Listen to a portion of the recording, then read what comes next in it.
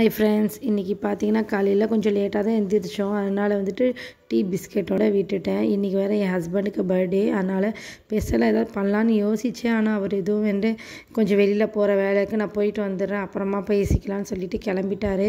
சரி, பிள்ளைங்களுக்கு பசிக்கும் இல்லைங்களா, அதனால் வந்துட்டு காலையில் டிஃபனும் செய்யலை, கொஞ்சம் நேரமாக சாப்பாடே வச்சு விட்டுறலான்னு சொல்லிட்டு சாப்பாடு வச்சுட்டு பருப்பு சிறுங்கீரை போட்டு பருப்பு போட்டு கடையில் தான் பண்ணேன். ஏன்னா அதுதான் இருந்துச்சு வீட்டில், வேறு எந்த காயும் இல்லை. கீரைனால கீரையே பண்ணிட்டேன். எனக்கு வந்துட்டு கீரை வந்து சரியாக கடைய தெரியாது. நான் மிக்சியில் ஒரு அடி அடிச்சுட்டு அப்படியே போட்டு தாளிச்சிடுவேன், அவ்வளோதான். அதுக்கப்புறம் அது கொஞ்சம் நல்லாயிருக்கும். அப்புறம் ஒரு வந்துட்டார் வீட்டுக்கு, சீக்கிரமாக வந்துட்டார்.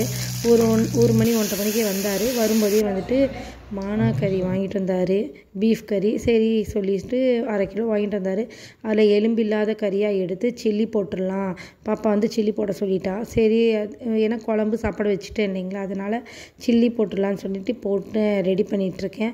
எலும்பு கறியாக வந்துட்டு எடுத்து வந்து ஃப்ரீசரில் ஸ்டோர் பண்ணி வச்சுருக்கேன்.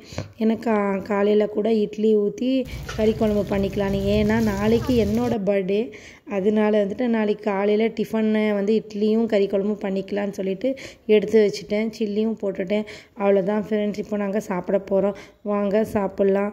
ப்ளீஸ் சப்ஸ்கிரைப் பண்ணுங்கள், லைக் பண்ணுங்கள், ஷேர் பண்ணுங்கள், சப்ஸ்கிரைப் பண்ணுங்கள், பக்கத்தில் பெல்லைக்கானே அழுத்துங்க.